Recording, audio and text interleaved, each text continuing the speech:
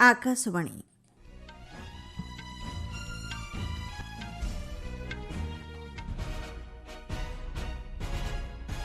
ସମ୍ବାଦ ପଢ଼ୁଛନ୍ତି ସରିତା ସାହୁ। ପ୍ରାଥମିକ କୃଷି ଋଣ ସମବାୟ ସମିତିଗୁଡ଼ିକ ପାଇଁ ଏକ ନୂତନ ନୀତି ପ୍ରସ୍ତୁତ ନେଇ ଘୋଷଣା କଲେ ସ୍ୱରାଷ୍ଟ୍ର ଓ ସମବାୟ ମନ୍ତ୍ରୀ। ବିଭିନ୍ନ ରାଷ୍ଟ୍ରକୁ ଗସ୍ତ କରିବାକୁ ଥିବା 7ଟି ପ୍ରତିନିଧି ମଣ୍ଡଳୀ ଆତଙ୍କବାଦ ବିରୁଦ୍ଧରେ ଭାରତର ସାମୂହିକ ସଂକଳ୍ପକୁ ବିଶ୍ୱ ସମ୍ମୁଖରେ ପ୍ରତିଫଳନ କରିବ, କହିଲେ ସଂସଦୀୟ ବ୍ୟାପାର ମନ୍ତ୍ରୀ। ହାଇଦ୍ରାବାଦ ଗୁଲଜାର ହାଉସ୍ ଅଟ୍ଟାଳିକା ଅଗ୍ନିକାଣ୍ଡ ଘଟଣାରେ ମୃତ୍ୟୁ ସଂଖ୍ୟା 17କୁ ବୃଦ୍ଧି, ପ୍ରଧାନମନ୍ତ୍ରୀଙ୍କ ଗଭୀର ଶୋକ ପ୍ରକାଶ। ଯୁକ୍ତରାଷ୍ଟ୍ର ଆମେରିକାରେ ଭୟାବହ ଘୂର୍ଣ୍ଣିଝଡ଼ ପ୍ରଭାବରେ 27 ଜଣଙ୍କର ମୃତ୍ୟୁ ଏବଂ ଆଜି ପାଳନ କରାଯାଉଛି ଆନ୍ତର୍ଜାତିକ ସଂଗ୍ରହାଳୟ ଦିବସ। ପ୍ରାଥମିକ କୃଷି ଋଣ ସମବାୟ ସମିତିଗୁଡ଼ିକ ପାଇଁ ସ୍ୱରାଷ୍ଟ୍ର ଓ ସମବାୟ ମନ୍ତ୍ରୀ ଅମିତ ଶାହା ଏକ ନୂଆ ନୀତି ପ୍ରସ୍ତୁତି ନେଇ ଘୋଷଣା କରିଛନ୍ତି। ଅହମ୍ମଦାବାଦର ସାଇନ୍ସ ସିଟିଠାରେ ଗୁଜରାଟ ରାଜ୍ୟ ସମବାୟ ସଂଘ ଦ୍ୱାରା ଆୟୋଜିତ ସମବାୟ ସମ୍ମିଳନୀରେ ଉଦ୍ବୋଧନ ଦେଇ ଶ୍ରୀ ଶାହା ଏହା କହିଛନ୍ତି। ପ୍ୟାକ୍ସର ପୁନରୁଦ୍ଧାର ଦ୍ୱାରା ଦେଶର ସମବାୟ ଭିତ୍ତିଭୂମିକୁ ସୁଦୃଢ଼ କରିବା ନେଇ ସରକାରଙ୍କ ପ୍ରତିବଦ୍ଧତା ଉପରେ ଶ୍ରୀ ଶାହା ଗୁରୁତ୍ୱାରୋପ କରିଛନ୍ତି। ଆସନ୍ତା 2029 ସୁଦ୍ଧା ଦେଶର ପ୍ରତ୍ୟେକ ପଞ୍ଚାୟତରେ ପ୍ୟାକ୍ସ ପ୍ରତିଷ୍ଠା କରିବା ନେଇ ସରକାରଙ୍କ ମହତ୍ୱାକାଂକ୍ଷୀ ଯୋଜନା ଉପରେ ଶ୍ରୀ ଶାହା ଏହି ଅବସରରେ ଆଲୋକପାତ କରିଛନ୍ତି। ଏହିଭଳି ପଦକ୍ଷେପ ଦ୍ୱାରା ସମବାୟ ଜମାପୁଞ୍ଜିରେ 11,000 କୋଟି ଟଙ୍କା ବୃଦ୍ଧି ପାଇଛି ବୋଲି ସେ କହିଛନ୍ତି। ଏହି କାର୍ଯ୍ୟକ୍ରମରେ ରାଜ୍ୟର 800 ସମବାୟ ସମିତିର ପ୍ରତିନିଧିତ୍ୱ କରୁଥିବା 4,000ରୁ ଅଧିକ ପ୍ରତିନିଧି ଅଂଶଗ୍ରହଣ କରିଛନ୍ତି। 2 ଦିନିଆ ଗୁଜରାଟ ଗସ୍ତରେ ଯାଇ ଶ୍ରୀ ଶାହା ଅହମ୍ମଦାବାଦ ଏବଂ ମେହସାଣାରେ କେତେକ କାର୍ଯ୍ୟକ୍ରମରେ ଯୋଗଦେବାର କାର୍ଯ୍ୟସୂଚୀ ରହିଛି। ଅପରେସନ୍ ସିନ୍ଦୁର ପଦକ୍ଷେପ ସମ୍ପର୍କରେ ଅବଗତ କରିବା ଲାଗି 7ଟି ସର୍ବଦଳୀୟ ପ୍ରତିନିଧି ମଣ୍ଡଳୀ ଖୁବ୍ ଶୀଘ୍ର କେତେକ ପ୍ରମୁଖ ରାଷ୍ଟ୍ରଗୁଡ଼ିକୁ ଗସ୍ତ କରିବେ ବୋଲି ସଂସଦୀୟ ବ୍ୟାପାର ମନ୍ତ୍ରୀ କିରଣ ରିଜିଜୁ କହିଛନ୍ତି।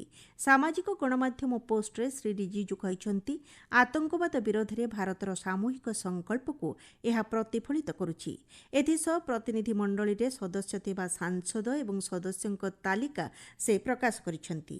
ବିଜେପି ସାଂସଦ ବୈଜୟନ୍ତ ପଣ୍ଡାଙ୍କ ନେତୃତ୍ୱରେ ପ୍ରଥମ ଗୋଷ୍ଠୀ ସାଉଦି ଆରବ, ବାହାରିନ୍, କୁଏତ ଏବଂ ଆଲଜେରିଆ ଗସ୍ତ କରିବେ। ଏଥିରେ ବିଜେପିର ନିଶିକାନ୍ତ ଦୁବେ, ଏଆଇଏମ୍ଆଇଏମ୍ର ଆସାଦୁଦ୍ଦିନ ଓୱେସି ଏବଂ ବରିଷ୍ଠ ନେତା ଗୁଲାମ ନବୀ ଆଜାଦ ସଦସ୍ୟ ଅଛନ୍ତି। ବିଜେପି ସାଂସଦ ରବିଶଙ୍କର ପ୍ରସାଦଙ୍କ ନେତୃତ୍ୱରେ ଦ୍ୱିତୀୟ ଗୋଷ୍ଠୀ ବ୍ରିଟେନ୍, ଫ୍ରାନ୍ସ, ଜର୍ମାନୀ, ୟୁରୋପୀୟ ସଂଘ, ଇଟାଲୀ ଏବଂ ଡେନମାର୍କ ଗସ୍ତ କରିବେ। ଏଥିରେ କଂଗ୍ରେସ ସାଂସଦ ଡକ୍ଟର ଅମର ସିଂ, ଶିବସେନା ୟୁବିଟି ସାଂସଦ ପ୍ରିୟଙ୍କା ଚତୁର୍ବେଦୀ ଏବଂ ପୂର୍ବତନ କେନ୍ଦ୍ରମନ୍ତ୍ରୀ ଏମ୍ଜେ ଆକବର ସଦସ୍ୟ ଅଛନ୍ତି। ଜେଡିୟୁ ସାଂସଦ ସଞ୍ଜୟ କୁମାର ଝାଙ୍କ ନେତୃତ୍ୱରେ ତୃତୀୟ ଗୋଷ୍ଠୀ ଇଣ୍ଡୋନେସିଆ, ମାଲେସିଆ, ଦକ୍ଷିଣ କୋରିଆ, ଜାପାନ ଓ ସିଙ୍ଗାପୁର ଗସ୍ତରେ ଯିବେ। ଶ୍ରୀ ଝାଙ୍କ ସହ ତୃଣମୂଳ କଂଗ୍ରେସର ଇଶୁ ପଠାନ, ସିପିଆଇଏମ୍ର ଜନ୍ ବ୍ରିଟାସ ଏବଂ କଂଗ୍ରେସ ନେତା ସଲମାନ ଖୁର୍ସିଦ ଗସ୍ତରେ ଯିବେ। ଶିବସେନା ସାଂସଦ ଶ୍ରୀକାନ୍ତ ଏକନାଥ ସିନ୍ଦେଙ୍କ ନେତୃତ୍ୱରେ ଚତୁର୍ଥ ଗୋଷ୍ଠୀ ସଂଯୁକ୍ତ ଆରବ ଏମିରେଟ୍ସ, ଲାଇବେରିଆ, କଙ୍ଗୋ ଏବଂ ସିଏରାଲିଓନ୍ ଗସ୍ତ କରିବେ। ତାଙ୍କ ସହ ବିଜେପିର ବାନ୍ସୁରୀ ସ୍ୱରାଜ, ବିଜେଡିର ସସ୍ମିତ ପାତ୍ର, ଆଇୟୁଏମ୍ଏଲ୍ ସାଂସଦ ଇଟି ମହମ୍ମଦ ବସିର ଏବଂ ପୂର୍ବତନ କେନ୍ଦ୍ରମନ୍ତ୍ରୀ ଏସ୍ଏସ୍ ଆଲୁୱାଲିଆ ଗସ୍ତରେ ଯିବେ। କଂଗ୍ରେସ ସାଂସଦ ଶଶି ଥରୁରଙ୍କ ନେତୃତ୍ୱରେ ପଞ୍ଚମ ଗୋଷ୍ଠୀ ଆମେରିକା, ପୁନାମା, ଗୁଏନା, ବ୍ରାଜିଲ ଏବଂ କଲମ୍ବିଆ ଗସ୍ତରେ ଯିବେ। ଏହି ପ୍ରତିନିଧି ମଣ୍ଡଳୀରେ ଜେଏମ୍ଏମ୍ ସାଂସଦ ସରଫରାଜ ଅହମ୍ମଦ, ଏଲ୍ଜେପି ସାଂସଦ ସମ୍ଭାବୀ, ଟିଡିପିର ଜେଏମ୍ ହରିଶ ବାଲଯୋଗୀ ଏବଂ ଶିବସେନା ସାଂସଦ ମୁରଲୀ ଦେଓରା ଅଛନ୍ତି। ଡିଏମ୍କେ ସାଂସଦ କାନିମୋଝି କରୁଣାନିଧିଙ୍କ ନେତୃତ୍ୱରେ ଷଷ୍ଠ ପ୍ରତିନିଧି ମଣ୍ଡଳୀ ସ୍ପେନ୍, ଗ୍ରୀସ୍, ସ୍ଲୋଭେନିଆ, ଲାଟଭିଆ ଏବଂ ରୁଷ ଗସ୍ତରେ ଯିବେ। ଜାତୀୟ କନଫରେନ୍ସ ସାଂସଦ ମିଲନ ଅଲତାଫ ଅହମ୍ମଦ, ସମାଜବାଦୀ ପାର୍ଟି ସାଂସଦ ରାଜୀବ ରାୟ ଏବଂ ଆର୍ଜେଡି ସାଂସଦ ପ୍ରେମଚନ୍ଦ ଗୁପ୍ତା ଅଛନ୍ତି। ଏନ୍ସିପି ଏସ୍ସିପି ସାଂସଦ ସୁପ୍ରିୟା ସୁଲେଙ୍କ ନେତୃତ୍ୱରେ ସପ୍ତମ ଗୋଷ୍ଠୀ ଇଜିପ୍ଟ, କତାର, ଇଥିଓପିଆ ଏବଂ ଦକ୍ଷିଣ ଆଫ୍ରିକା ଗସ୍ତରେ ଯିବେ। ଏହି ପ୍ରତିନିଧି ମଣ୍ଡଳୀରେ ବିଜେପିର ରାଜୀବ ପ୍ରତାପ ରୁଢ଼ୀ, ଅନୁରାଗ ସିଂ ଠାକୁର, ପୂର୍ବତନ କେନ୍ଦ୍ରମନ୍ତ୍ରୀ ଭି ମୁରଲୀଧରନ ଏବଂ କଂଗ୍ରେସ ସାଂସଦ ମନୀଷ ତିୱାରୀ ଯିବାର କାର୍ଯ୍ୟସୂଚୀ ସ୍ଥିର ହୋଇଛି ବୋଲି ଶ୍ରୀ ରିଜିଜୁ କହିଛନ୍ତି। ପ୍ରଧାନମନ୍ତ୍ରୀ ନରେନ୍ଦ୍ର ମୋଦି ଆଜି ପୂର୍ବତନ ପ୍ରଧାନମନ୍ତ୍ରୀ ଏଚ୍ଡି ଦେବେଗୌଡ଼ାଙ୍କର 92ତମ ଜନ୍ମଦିନ ଅବସରରେ ଅଭିନନ୍ଦନ ଜଣାଇଛନ୍ତି। ସାମାଜିକ ଗଣମାଧ୍ୟମରେ ପୋଷ୍ଟ କରି ଶ୍ରୀ ମୋଦି ଦେବେଗୌଡ଼ାଙ୍କର ଜନସେବା ଏବଂ ଉଚ୍ଚାଙ୍ଗ ନେତୃତ୍ୱ ପାଇଁ ତାଙ୍କୁ ପ୍ରଶଂସା କରିଛନ୍ତି। ପ୍ରଧାନମନ୍ତ୍ରୀ କହିଛନ୍ତି ଶ୍ରୀ ଦେବେଗୌଡ଼ା ଜଣେ ବିଜ୍ଞ ଏବଂ ଅନ୍ତର୍ଦୃଷ୍ଟି ସମ୍ପନ୍ନ ବ୍ୟକ୍ତିତ୍ୱ। ତାଙ୍କର ଦୀର୍ଘ ଓ ନିରାମୟ ଜୀବନ ପ୍ରଧାନମନ୍ତ୍ରୀ କାମନା କରିଛନ୍ତି। ଉପରାଷ୍ଟ୍ରପତି ଜଗଦୀପ ଧନଖଡ଼ଙ୍କର ଜନ୍ମଦିନ ଅବସରରେ ରାଷ୍ଟ୍ରପତି ଦ୍ରୌପଦୀ ମୁର୍ମୁ ଏବଂ ପ୍ରଧାନମନ୍ତ୍ରୀ ନରେନ୍ଦ୍ର ମୋଦି ତାଙ୍କୁ ଶୁଭେଚ୍ଛା ଜଣାଇଛନ୍ତି। ସାମାଜିକ ଗଣମାଧ୍ୟମରେ ପୋଷ୍ଟ କରି ରାଷ୍ଟ୍ରପତି ଶ୍ରୀ ଧନଖଡ଼ଙ୍କର ଉତ୍ତମ ସ୍ୱାସ୍ଥ୍ୟ କାମନା କରିଛନ୍ତି। ଦୀର୍ଘ ବର୍ଷ ଧରି ରାଷ୍ଟ୍ରର ସେବାରେ ନିୟୋଜିତ ହୋଇଥିବାରୁ ତାଙ୍କୁ ରାଷ୍ଟ୍ରପତି ଧନ୍ୟବାଦ ଜଣାଇଛନ୍ତି। ପ୍ରଧାନମନ୍ତ୍ରୀ ନରେନ୍ଦ୍ର ମୋଦି କହିଛନ୍ତି ସମ୍ବିଧାନ ଏବଂ ଆଇନ ସମ୍ପର୍କରେ ଶ୍ରୀ ଧନଖଡ଼ଙ୍କର ଅଗାଧ ଜ୍ଞାନ ତାଙ୍କ କାର୍ଯ୍ୟରେ ପ୍ରତିଫଳିତ ହୋଇଥାଏ।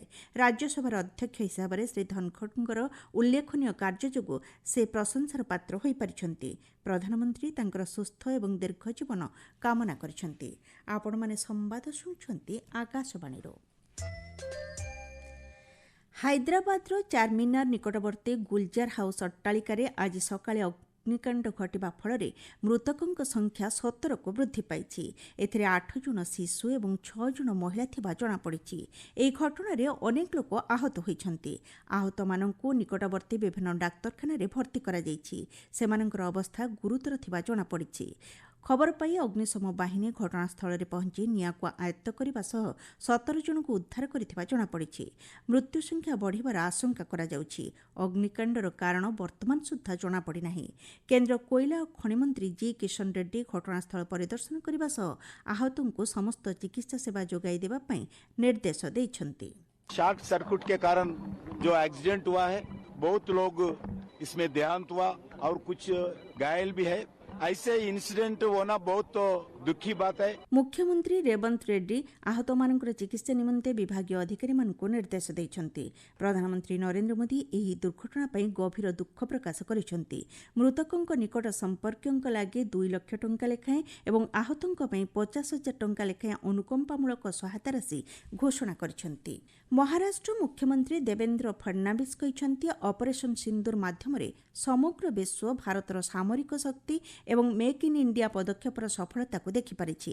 ନାଗପୁର ଜିଲ୍ଲାର ଖପରଖେଡ଼ା ପଞ୍ଚାୟତ ଅଞ୍ଚଳରେ ଆୟୋଜିତ ତ୍ରିରଙ୍ଗା ଶୋଭାଯାତ୍ରା ପରେ ଗଣମାଧ୍ୟମକୁ ସମ୍ବୋଧିତ କରି ସେ କହିଛନ୍ତି ସ୍ୱଦେଶୀ ଜ୍ଞାନକୌଶଳରେ ବିକଶିତ ମେକ୍ ଇନ୍ ଇଣ୍ଡିଆ ଅସ୍ତ୍ରଶସ୍ତ୍ର ଯୋଗୁଁ ଭାରତର ପ୍ରତିରକ୍ଷା କ୍ଷମତା କ୍ରମଶଃ ବୃଦ୍ଧି ପାଉଛି। ସେ ଆହୁରି କହିଛନ୍ତି ଅନ୍ତରାଷ୍ଟ୍ରୀୟ ଗଣମାଧ୍ୟମ ରିପୋର୍ଟଗୁଡ଼ିକ ପାକିସ୍ତାନର ବାୟୁ ଏବଂ ସାମରିକ ଘାଟି ଦ୍ୱାରା ହୋଇଥିବା କ୍ଷୟକ୍ଷତିକୁ ପ୍ରଦର୍ଶିତ କରିବା ସହ ପାକିସ୍ତାନର ମିଥ୍ୟା ଦାବିକୁ ପ୍ରଭାବଶାଳୀ ଢଙ୍ଗରେ ବିଶ୍ୱ ସମୁଦାୟ ଆଗରେ ଦେଖାଇପାରିଛି। ତ୍ରିରଙ୍ଗା ଶୋଭାଯାତ୍ରା ଖପରଖେଡ଼ା ପଞ୍ଚାୟତ ସମେତ ଏହାର ଆଖପାଖ ଅଞ୍ଚଳ ଅତିକ୍ରମ କରିଥିଲା। ଏଥିରେ ସ୍ଥାନୀୟ ବାସିନ୍ଦା, ଅବସରପ୍ରାପ୍ତ କର୍ମଚାରୀ ଏବଂ ବୁଦ୍ଧିଜୀବୀମାନେ ସାମିଲ ହୋଇଥିଲେ। ଯୁକ୍ତରାଷ୍ଟ୍ର ଆମେରିକାର କେଣ୍ଟକି, ମିଜୋରି ଏବଂ ଅନ୍ୟ କେତେକ ପ୍ରଦେଶରେ ଭୟାବହ ଘୂର୍ଣ୍ଣିଝଡ଼ ହେବା ଫଳରେ 27 ଜଣ ଲୋକଙ୍କର ପ୍ରାଣହାନୀ ଘଟିଥିବା ବେଳେ 12ରୁ ଉର୍ଦ୍ଧ୍ୱ ଲୋକ ଆହତ ହୋଇଛନ୍ତି। କେଣ୍ଟକିର ଦକ୍ଷିଣ ପୂର୍ବ ଅଞ୍ଚଳରେ ସର୍ବାଧିକ 18 ଜଣଙ୍କର ମୃତ୍ୟୁ ଘଟିଛି ଏବଂ ଅଧିକାଂଶ ଗୁରୁତର ଆହତ ହୋଇଛନ୍ତି। ମିଜୋରି ଏବଂ ଭର୍ଜିନିଆରେ ମଧ୍ୟ ଝଡ଼ ପବନ ଯୋଗୁଁ ଅନେକ ଗଛ ଉପୁଡ଼ି ପଡ଼ିବାରୁ ଲୋକମାନେ ଆହତ ହୋଇଛନ୍ତି। ମିଜୋରିରେ 5,000 ଉର୍ଦ୍ଧ୍ୱ ବାସଗୃହ ନଷ୍ଟ ହୋଇଥିବା ଜଣାପଡ଼ିଛି। ପ୍ରଭାବିତ ଅଞ୍ଚଳରେ ଜରୁରୀକାଳୀନ ସେବା ଯୋଗାଇ ଦେବାକୁ ସେଠାକାର ପ୍ରଶାସନ ନିର୍ଦ୍ଦେଶ ଦେଇଛି। ଆନ୍ତର୍ଜାତିକ ସଂଗ୍ରହାଳୟ ଦିବସ ଆଜି ପାଳନ କରାଯାଉଛି। ସାଂସ୍କୃତିକ ଐତିହ୍ୟର ସଂରକ୍ଷଣ ଏବଂ ଏ କ୍ଷେତ୍ରରେ ଅଧିକ ପ୍ରୋତ୍ସାହନ ପ୍ରଦାନ କରିବା ତଥା ଜନସଚେତନତା ବୃଦ୍ଧି ଲକ୍ଷ୍ୟ ନେଇ ପ୍ରତିବର୍ଷ ଏହି ଦିବସ ପାଳିତ ହୋଇଆସୁଛି। ଏହି ପଦକ୍ଷେପ ଅମୂଲ୍ୟ ସଂଗ୍ରହଗୁଡ଼ିକ ଉପରେ ଗବେଷଣା କରିବାକୁ ଅନନ୍ୟ ସୁଯୋଗ ପ୍ରଦାନ କରିଥାଏ। ଦେଶର ସମୃଦ୍ଧ ସାଂସ୍କୃତିକ ଐତିହ୍ୟକୁ ଅନୁଶୀଳନ କରିବା ଦିଗରେ ଏହା ଗୁରୁତ୍ୱ ବହନ କରେ। ଏହି ଦିବସ ପାଳନ ଅବସରରେ ଦେଶର ସମସ୍ତ ଭାରତୀୟ ପ୍ରତ୍ନତାତ୍ତ୍ୱିକ ସର୍ବେକ୍ଷଣ ସ୍ମାରକୀ ଏବଂ ସଂଗ୍ରହାଳୟରେ ନିଃଶୁଳ୍କ ପ୍ରବେଶ ନେଇ ଏଏସ୍ଆଇ ଘୋଷଣା କରିଛି। ସଂସ୍କୃତି ମନ୍ତ୍ରଣାଳୟ ସୂଚନା ଅନୁଯାୟୀ ଏଏସ୍ଆଇର 52ଟି ସ୍ମାରକୀ ଏବଂ ସଂଗ୍ରହାଳୟରେ ଜନସାଧାରଣ ଆଜି ନିଃଶୁଳ୍କ ପ୍ରବେଶ କରିପାରିବେ। ଆଇପିଏଲ୍ କ୍ରିକେଟରେ ଆଜି 2ଟି ମ୍ୟାଚ୍ ଖେଳାଯିବ। ରାଜସ୍ଥାନ ରୟାଲ୍ସ ଏବଂ ପଞ୍ଜାବ କିଙ୍ଗସ୍ ମଧ୍ୟରେ ଜୟପୁର ସୱାଇ ମାନସିଂ ଷ୍ଟାଡିୟମରେ ଅପରାହ୍ନ 3:30ରେ ମ୍ୟାଚ୍ ଅନୁଷ୍ଠିତ ହେବ। ଦିଲ୍ଲୀର ଅରୁଣ ଜେଟଲୀ ଷ୍ଟାଡିୟମରେ ସନ୍ଧ୍ୟା 7:30ରେ ଗୁଜରାଟ ଟାଇଟନ୍ସ ଏବଂ ଦିଲ୍ଲୀ କ୍ୟାପିଟାଲ୍ସ ମଧ୍ୟରେ ଦ୍ୱିତୀୟ ମ୍ୟାଚ୍ଟି ଅନୁଷ୍ଠିତ ହେବ। ଗତକାଲି ବେଙ୍ଗାଲୁରୁର ଏମ୍ ଚିନ୍ନାସ୍ୱାମୀ ଷ୍ଟାଡିୟମରେ ନାଇଟ୍ ରାଇଡର୍ସ ଏବଂ ରୟାଲ ଚ୍ୟାଲେଞ୍ଜର୍ସ ବେଙ୍ଗାଲୁରୁ ମଧ୍ୟରେ ଖେଳାଯିବାକୁ ଥିବା ମ୍ୟାଚ୍ ବର୍ଷା ଯୋଗୁଁ ବାତିଲ ହୋଇଥିଲା। मुख्य संवाद पुणी थे प्राथमिक कृषि ऋण समवाय समितिगुड़िक एक नूतन नीति प्रस्तुत नहीं घोषणा कले स्वराष्ट्र समवाय मंत्री। विभिन्न राष्ट्र को गस्त करने को 7टी प्रतिनिधि मंडली आतंकवाद विरुद्ध में भारतर सामूहिक संकल्प को विश्व सम्मुख में प्रतिफलन करिबो कहले संसदीय व्यापार मंत्री। एवं हैदराबाद गुलजार हाउस अट्टालिका अग्निकांड घटना मृत्यु संख्या 17 को वृद्धि, प्रधानमंत्री गभीर शोक प्रकाश। संवाद शेष होला।